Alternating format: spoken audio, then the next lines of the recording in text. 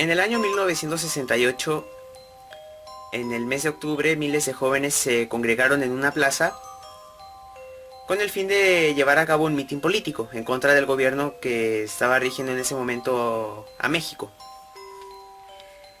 Ese lugar se llamaba la Plaza de las Tres Culturas, estaba rodeado de edificios departamentales, incluyendo de ruinas prehispánicas. Principalmente el edificio principal, valga la redundancia, se llamaba el edificio Chihuahua. Sin embargo, al cabo de unas horas, un grupo de paramilitares empezó a arremeter contra los estudiantes con ráfagas de metralleta. Muchos murieron en aquella tarde, porque el mitin se había realizado en la tarde.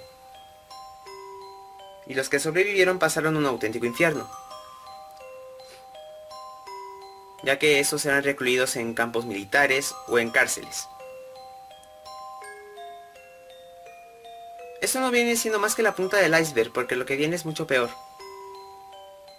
Resulta que muchos años después, ya estamos hablando de este siglo, 3 jóvenes fueron a visitar el edificio, debido a que ellos tenían la curiosidad y querían comprobar la veracidad de las leyendas urbanas que ya corrían con respecto al edificio Chihuahua, porque vale decir que el edificio Chihuahua fue uno de los principales escenarios de la masacre.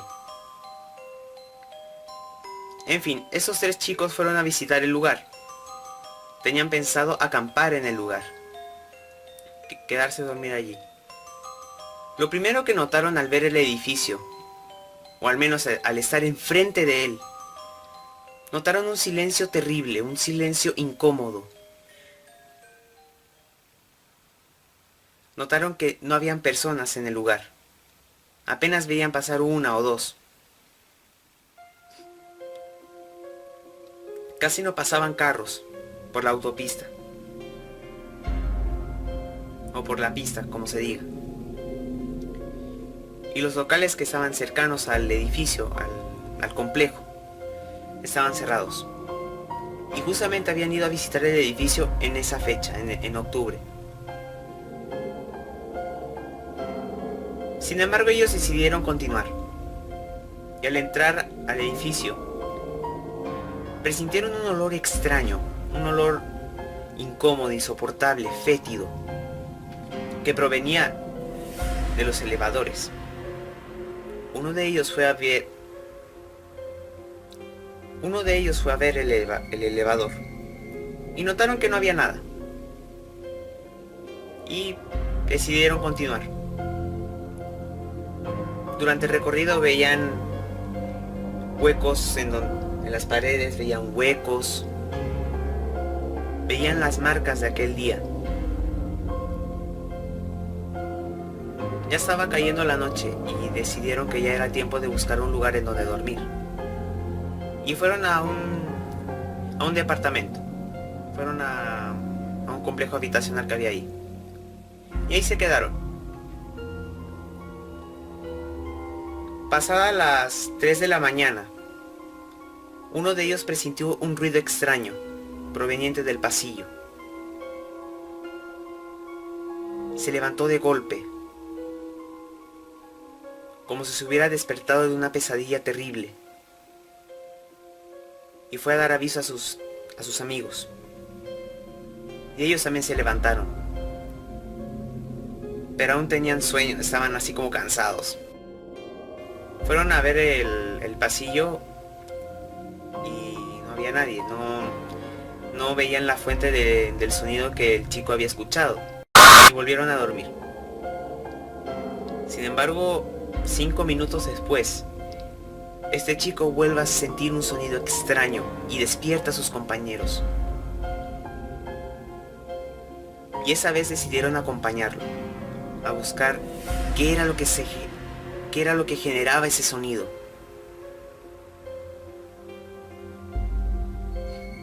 Caminaron un largo trecho hasta llegar a la escalera. El pasillo estaba totalmente oscuro, por lo cual tuvieron que encender sus linternas. Al cabo de un tiempo, cuando ya llegaron a la escalera, el chico que había escuchado un sonido extraño subió por las escaleras, muy muy lentamente.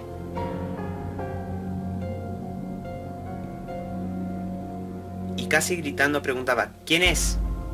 ¿Quién anda ahí? Pero no recibió respuesta. Y los dos chicos que lo seguían iban muy detrás de él.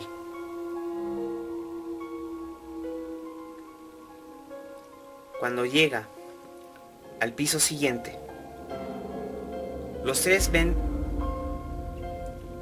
un ambiente totalmente siniestro.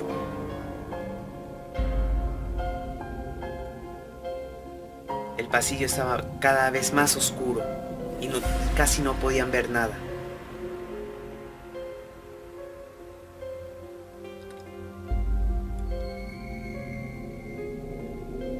Llegó el momento en que el chico, que había escuchado ese ruido extraño, se queda petrificado, como piedra, con la linterna así.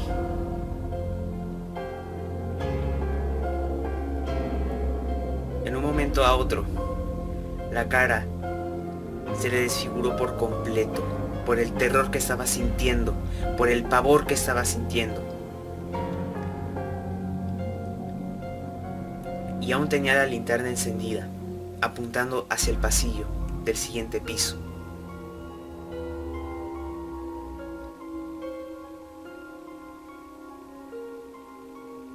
Los demás empezaron a desesperarse. Lo mecían.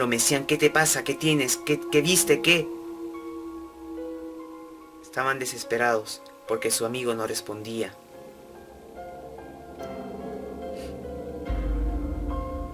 ¿Qué tienes? ¿Qué pasa? Le gritaban, pero no decía nada el chico. Estaba totalmente petrificado. Los demás resolvieron llevarlo de vuelta al lugar donde estaban durmiendo. Lo tuvieron que cargar, porque no podía caminar. Estaba en shock, estaba en blanco. Cuando llegaron al complejo habitacional, el chico empezó a sollozar, a chillar, a llorar con todas sus fuerzas. Y estaba en posición fetal. Y lloraba cada vez más fuerte, chillaba, sollozaba, bramaba. Y en sus lamentos decía: díganle que se vaya. No la puedo ayudar, díganle que se vaya. Díganle que me deje en paz.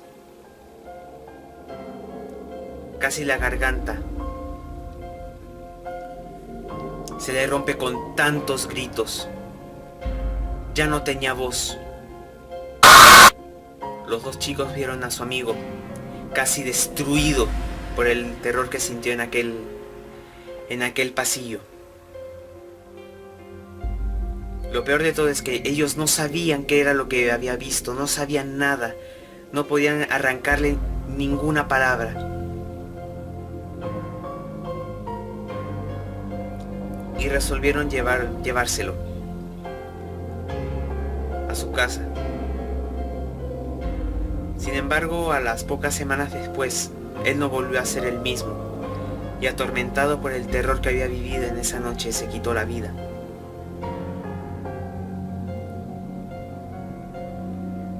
Ambos no lo podían creer, que un chico tan lúcido como lo era ese chico se habría suicidado y habría quedado tocado para toda su vida.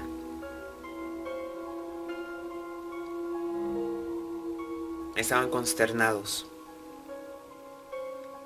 y todavía no sabían qué era lo que había visto en ese pasillo del edificio. Pero lo que no se les va a borrar de la mente fue la cara del terror, los chillidos, los sollozos, los gritos de su amigo una vez que llegaron al complejo habitacional.